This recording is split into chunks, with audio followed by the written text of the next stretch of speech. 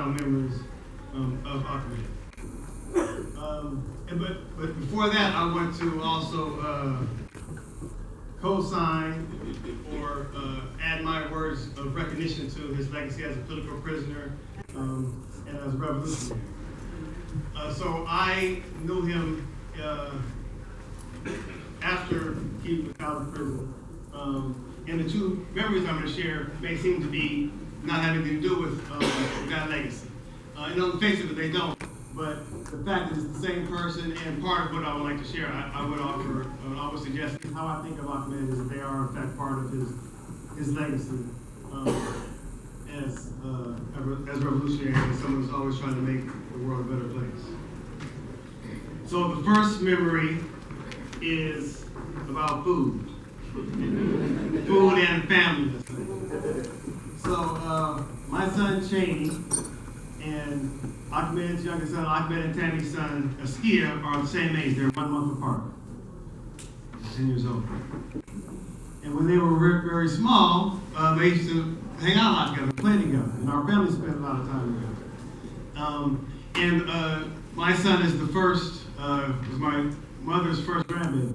At the time, for a few years, the only grandbaby. So although she lived in California, she would visit quite a bit to spend time with Cheney, her first grandbaby. So Ahmad family, sometimes they would see my mom, and she would typically come during, she came throughout the year. One time she always came was during the holidays, and for New Year's she would always make gumbo, and sometimes she would make a peach cobbler as well. So Ahmad got to take, she makes great gumbo, great peach cobbler. And Ahmad came to know that those were parts of the holiday, so he would ask about them, and that's how my mother thinks of it. And when I think of him asking about the peach cobbler and the gumbo, I think of his smile. And it's so beautiful to be sitting there as I was and looking straight over there, as we can all see, and see his smile. And for me, that smile it embodies and reflects his beautiful spirit. And again, I want to say that spirit is not aside from it. I think it's very much a part of who he was overall as a person, including as a revolutionary. Second memory is about teaching in the classroom and outside of the classroom. So we've heard about Ahmad's teaching, and I'm very glad to hear that. And I was proud to have the opportunity to teach with him. We taught a class in the summer of 2012 together for a program called Tell You Rise, a summer program where students of color, mostly black and other students of color from throughout the country, come to Ann Arbor for an intensive 6-week program. For those of you who earlier saw the slideshow, there's a picture of us with the students.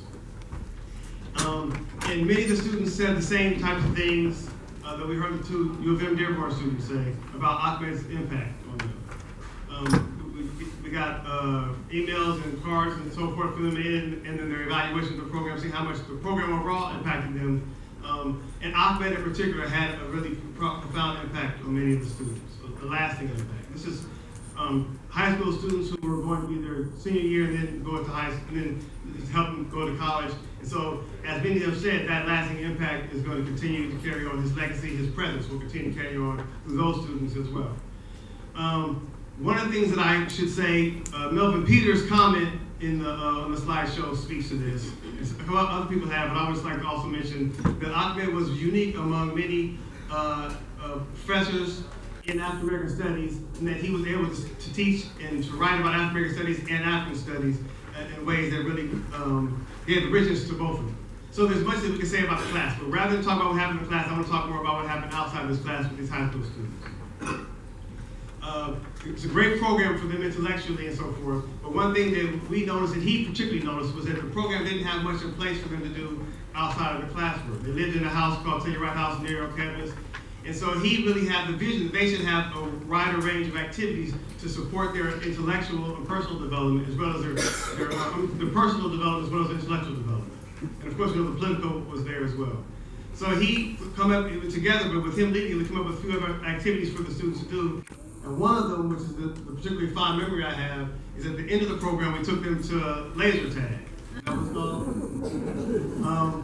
I heard everybody answer by asking two people in particular. Skia and Cheney, is that what it's called? Was it called laser tag? Because we took our sons, the aforementioned Skia and Cheney, with us. So these 20-something, about 20 high school kids. Skia and Cheney is 8-year-olds at the time, 7-year-olds, and I at this outing for them to be able to fully experience, have a great experience. And again, that may seem like a tangential part that didn't fit into the overall, to the official program, but I think that speaks to how Ahmed understood what education was, how I see it, which was about full development, intellectually, politically, socially, of individuals for their capacity to speak to their community. And so those things all together are fond memories I have of Ahmed, and as Nev said, she asked, and I consented, I said yes, if we could also call him a mentor of mine. Ahmed was 19 years older than me. And he was a mentor, a friend, brother, many things. And hanging out with him, spending time with him, made me actually feel the comfortable feelings I felt with my growing up. And to put to my mind, as I was thinking about him, the language I would use when I was growing up. And so I would like to close by saying that as I reflect on him, I just think very simply but importantly, he was a good dude. And I'm not going on saying that he was a good brother and a good man.